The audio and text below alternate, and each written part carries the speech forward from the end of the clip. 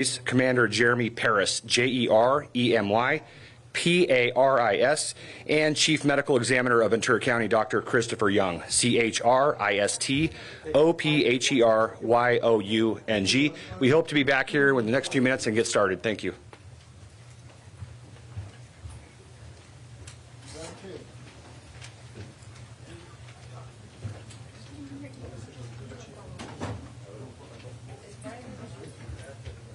Yes, it's always like that. It's always like that. Where's Eric? Eric.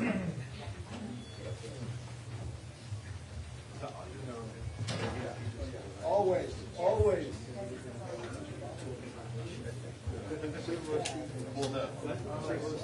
You're not gonna let it?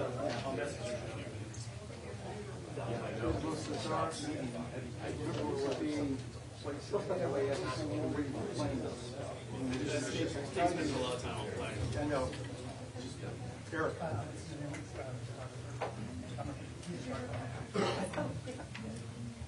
Oh, How are you? I thought you retired. I might. That's the one word I don't like. You don't like that word? No. No. Well, I'm glad you're here. Okay, thank you. Good to see you. I'm going to come over and talk to you. Okay. Were you happy that the Dodgers were knocked out in the first round? You cannot tell how happy. And when SC keeps losing, I mean, Root for the home team. never. No, sometimes, case by case basis. Remember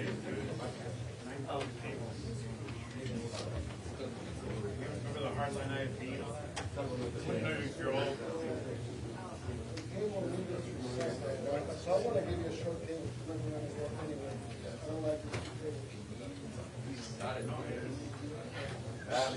He's still right in the middle, probably. Your shot? Try root over here. Why don't you move to the... Oh, I don't. I should at this point.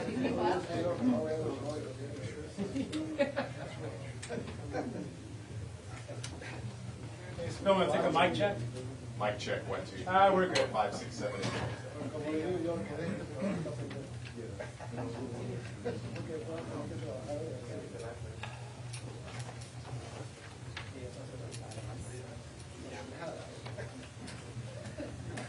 You're live with News Nation, too. Oh, good. That makes me feel. That's a big audience there. Wow.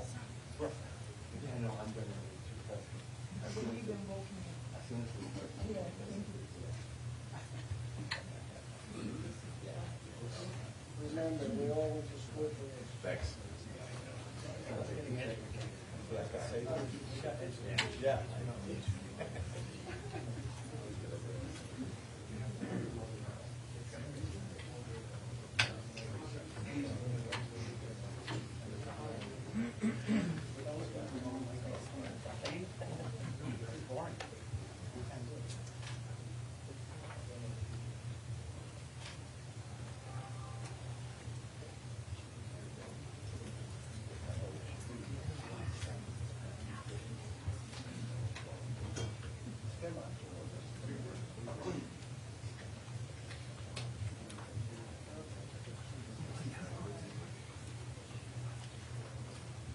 A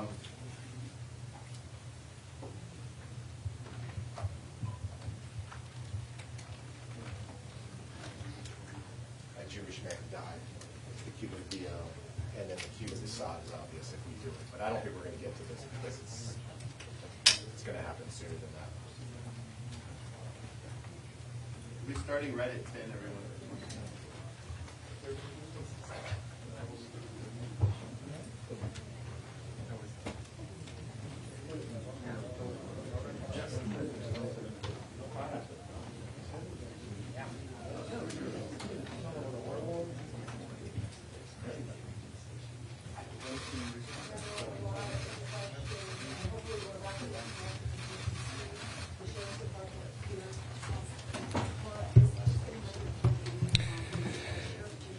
Good morning, everyone. As I stated, Eric Spielman, the Ventura County. good morning, everyone. As I stated earlier, my name is Dean Worthy, Captain and Public Information Officer for the Ventura County Sheriff's Office. Right now, I'd like to thank you all for coming to this press conference on such short notice. Ideally, protests that took place. we'd like to have had this press conference last night, but it would have been logistically impossible to provide the public with accurate and timely information. Today, we hope to be as transparent as possible, but understand this is an active and ongoing investigation, and we will not provide any information which could potentially compromise the integrity of that investigation. I want you all to know we sincerely value your role in delivering messages to our community. In today's case, I'm not only speaking of our community here in Ventura County, rather I'm referring to communities all across the world. We have provided media releases for you all with contact information for our investigative unit and our public information officer team. To members of the public who were at the event, if you have videos or photos of the incident, we encourage you to provide those to our office. You can remain anonymous if you choose to. We have established user-friendly links to upload the footage. With that being said, I will now introduce you to the Sheriff of Ventura County, Jim Freihoff.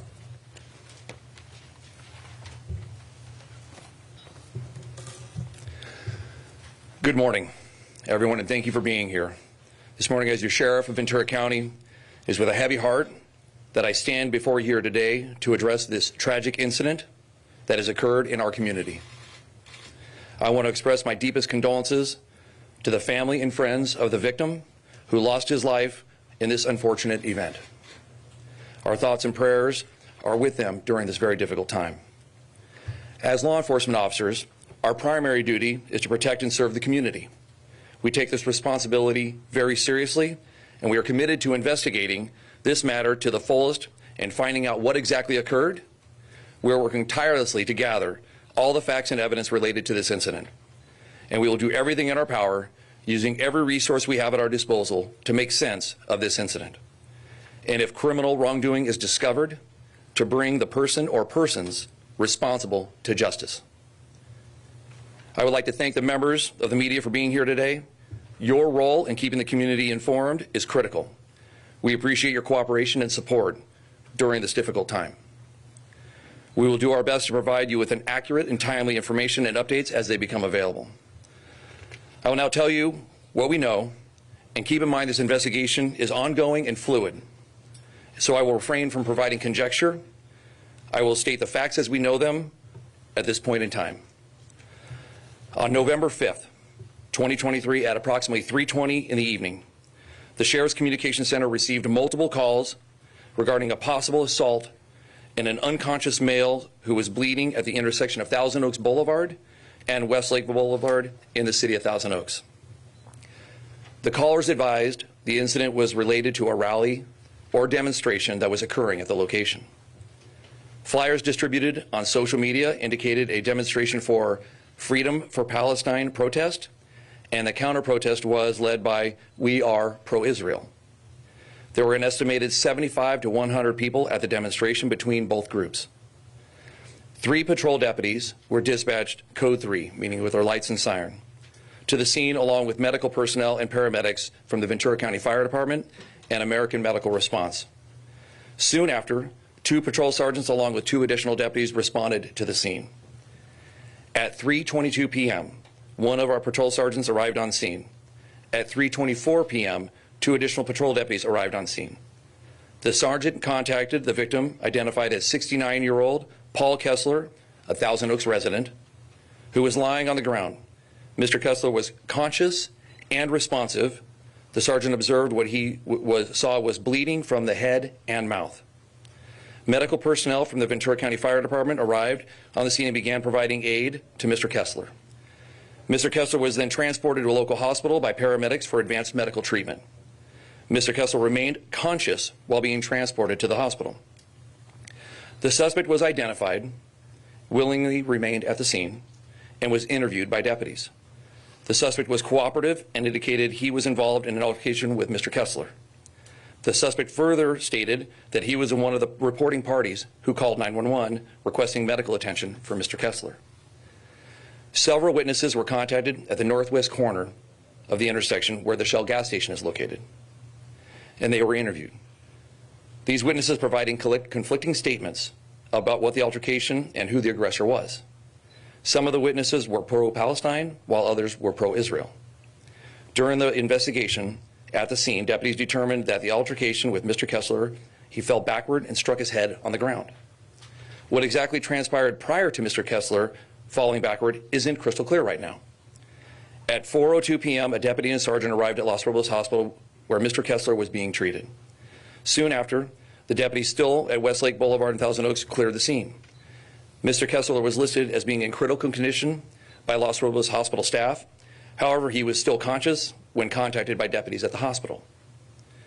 At 5:32 p.m., the deputies at the hospital cleared the call and documented the incident pending follow-up investigation by detectives from the Thousand Oaks Police Department.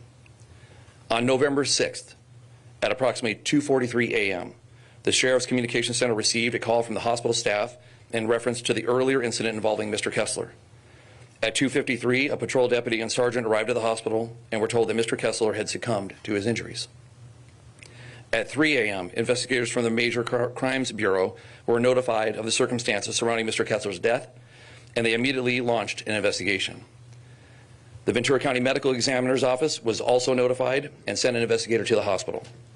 Mr. Kessler's body was later transported to the Ventura County Medical Examiner's Office, where a subsequent autopsy was performed. I will defer any comments regarding the autopsy results to Chief Medical Examiner for the Ventura County Medical Examiner's Office, Dr. Young, who will provide a statement shortly. Yesterday afternoon, detectives obtained a search warrant for the suspect and the suspect's residence. At 4:58 p.m., detectives conducted a traffic stop on the vehicle driven by the suspect in the city of Simi Valley. The suspect was detained and until the completion of the search warrant, and he was released at 6:15 p.m. During the detention of the suspect, detectives executed a search warrant at the suspect's residence in the city of Moorpark. I cannot comment on the results of that search warrant as the investigation is ongoing. Investigators have not ruled out the possibility of a hate crime, and this is being investigated as a homicide.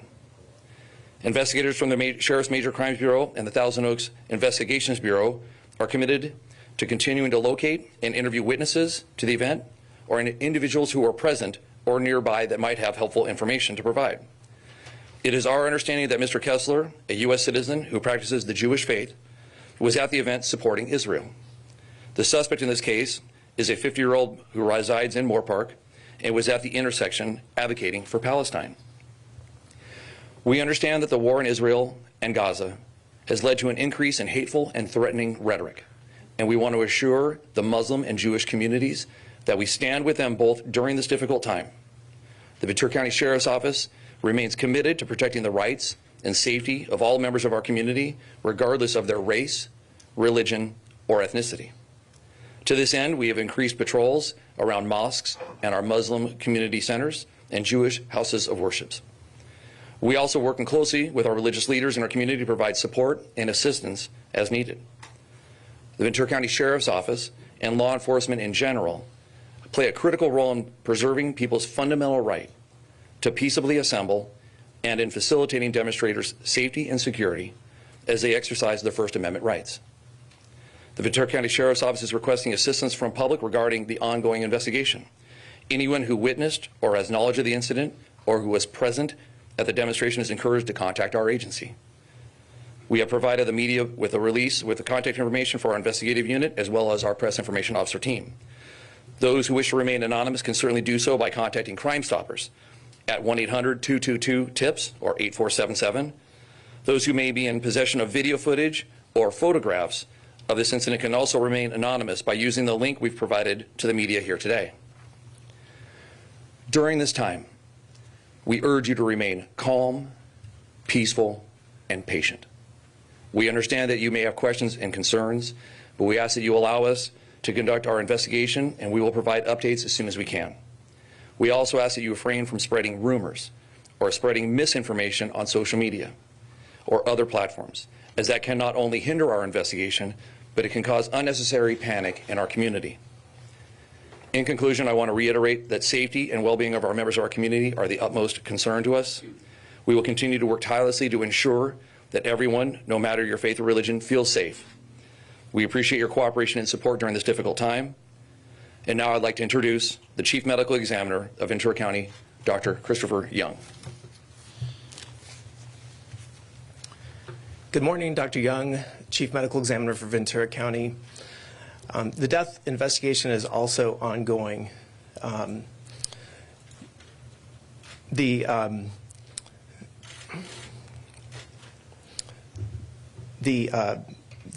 death of this 69-year-old Paul Kessler was admitted to Los Robles Regional Medical Center on November 5th at 15:53 hours. Diagnostic studies at the hospital included a CT scan, which demonstrated intracranial injuries, which included swelling of the brain and hemorrhage surrounding the brain. Mr. Kessler's condition continued to deteriorate, and death was pronounced on November 6th at 1:10 a.m. An autopsy was performed on the morning of November 6th. The autopsy demonstrated non-lethal injuries to the left side of Mr. Kessler's face. Additional injuries included injury to the back of the head. These injuries are consistent with and typical of injuries sustained from a fall. Internal injuries also were consistent with a fall, which included skull fractures, swelling of the brain, and bruising to the brain. The cause of death has been certified as blunt force head trauma. The manner of death is homicide. The manner of death is a medical legal determination.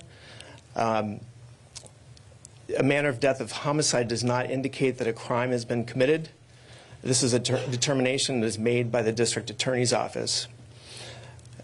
When a manner of death of homicide is made, it's simply stating that the death occurred at the hands of another person, or the actions of another person contributed to the death of the person. Our hearts and our thoughts are with every individual affected by this tragic event. Thank you. Now, at this time, we will entertain questions, understanding that I'm very limited on what I can discuss based on the investigation itself. Are you giving the name of the suspect, by the way? No. Okay. Has the suspect been booked for any crime at all?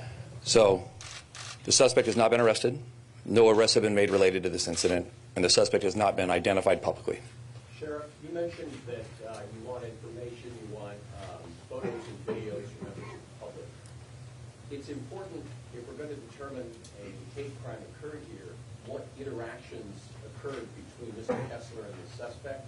Can you tell us anything about what witnesses have told you about that interaction? I can just tell you that the information we're getting is conflicting with one another. There was clearly an interaction between the two, but what that level of interaction is still unclear. That's why we're asking for any video footage that we can have. The one camera angle that I think you have all seen that's from the Shell station is unfortunately blocked by the message board indicating gas prices, and so we cannot see that from that angle. So we're hoping that somebody has video that can help shed some light on what occurred leading up to Mr. Kessler falling and hitting his head. So when you talk about Hang on 1 second, follow-up question, go ahead. bullhorn hit him in the head at some point? We do not have that confirmed. That is something that we're trying to investigate. That it wasn't a statement that had been made, but we do not have confirmation of that at this time. Given Yes. the conflicting reports as to how the fall happened, why could the medical examiner deem it a homicide? It's unclear who the aggressor was. You want to take that? So again, the manner of death of homicide doesn't reflect whether or not a crime has been committed. So it just that there's an interaction with another person. So it doesn't, it's not hinging on who's the aggressor. It's just that another individual was involved in partially causing the death. So you said that, Doctor, you said that the injury to the head was non-lethal. So the lethal injury was the injury to the back of the head, the injury to the face, I should say. Correct. The injuries on the left side of the face were non-lethal, and the lethal injury was the impact to the back of the head from Mr. Kessler falling and striking his head on the ground. So is it your belief that this victim was also hit and that caused him to fall, or was it the hit itself that caused this fatal injury? Again, this is still under investigation, but there are injuries on the front of the face which could be consistent with a blow to the face. So to the sheriff, if we may, when you talk about a blow that would cause an individual to fall, is it your contention that the suspect struck the victim and that caused him to fall? It's my contention that we still don't know that. My contention is that we're still waiting to see evidence of what occurred in that interaction and whether or not there was a blow to the face that caused the fall, or if Mr. Kessler fell without that being the precipitating event. Sheriff, you mentioned increased patrols around houses of worship. Does this incident change your safety and patrol measures at demonstrations regardless of the size? No, so we are not changing our protocol. What we do right now is we evaluate every protest on their own merit to determine what we think the threat level is, and then based on that threat level we determine what resources, if any, need to be there. It's very clear that sometimes when law enforcement does arrive on scene that we can be a catalyst for additional aggression, and so we try and limit our presence. But if there's already aggression being displayed, then we want to be there to make sure that people are peacefully protesting. In this event, 15 minutes prior to this confrontation, our Thousand Oaks police chief had driven through the area. There was about 30 people present when he had left. There was no indication of impending violence, and so no additional resources were needed. Our patrol staff had been made aware of this protest, and were driving through frequently to just keep an eye on what was happening. This event was not preventable. And the suspect you were indicating has been as cooperative as you would expect, as he could be under the circumstances? It's my understanding that he answered the questions when he was contacted at the scene. I don't know the vetting of all those questions that he answered, but he at least stayed behind. And was detained. Was that a cooperative? Yeah, to my understanding, yes, cooperative. What does he say that happened? I'm not at liberty to discuss that this time. Why did you execute a search warrant at his home? We're conducting a thorough investigation. We want to make sure we have all the evidence that we need to if we're going to prosecute somebody. Is he a suspect? We've identified him as a suspect because as of right now, he's the only one that we have information on that may have been involved in an interaction with our victim. That does not mean there's not others.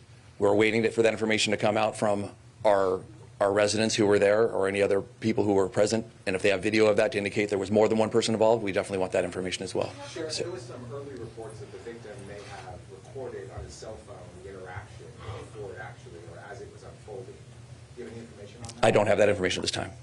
So you're not looking for the victim's cell phone and video? It's my understanding our investigators are working on that, and I don't have that information to disclose at this time. Sheriff, at one point it looked like the two groups were on opposite sides of the street. Did they intermingle at one point, or how did they come in contact? To be honest, I don't know that information either. I don't know if the was one corner or two corners that were occupied by one group, or if they were all commingled the entire time. We don't have that information. Can you talk a little bit about what that corner had been like, or if there have been previous rallies or demonstrations there, and just give a little bit of color about what that's been like either the past few weeks and previously? Because from what I understand, that was a place where there have been some Trump rallies and other sorts of political demonstrations. Yeah, because of the volume of traffic that's at that intersection, it tends to be a fairly popular intersection to have protests of any number of things. For this conflict that we're facing right now, there had been 3 prior events at this location. In Thousand Oaks, 2 at the location. This event would have been the 3rd one at that intersection. We've had 21 protests countywide since October 7th. This was the only one so far that has had some type of violent encounter at all. Were there permits for? There's no permits required.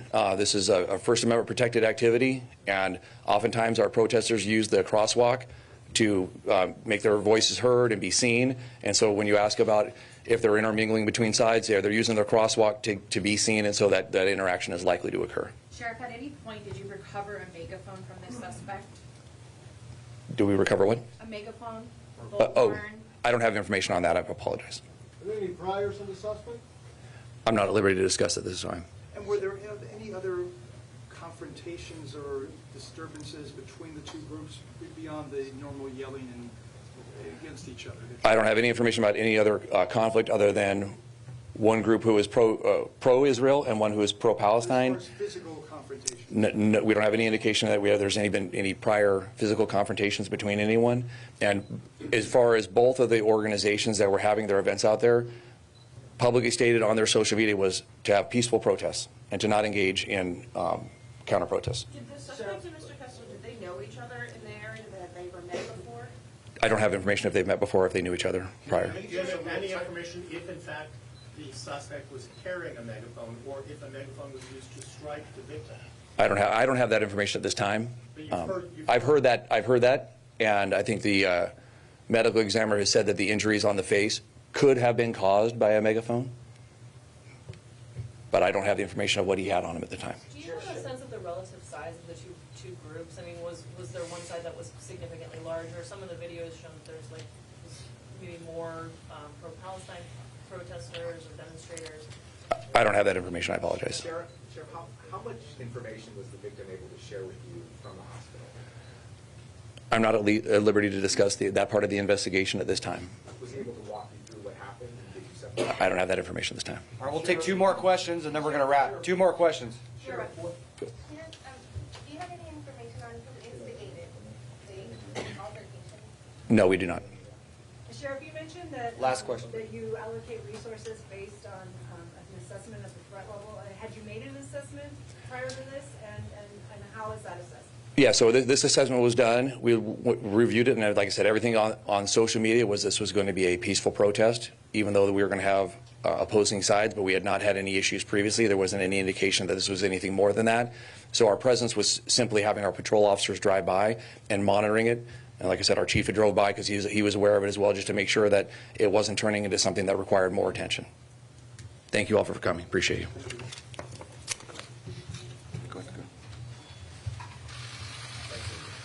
All right, this has been live streamed to our community. We thank you all for coming. A few of our PIO cadre members will still be here for the next 30, 45 minutes milling around. So if you need to contact us, reach out to me or one of my PIO cadre members. Thank you. Sir? Yes. Yeah? What is your name?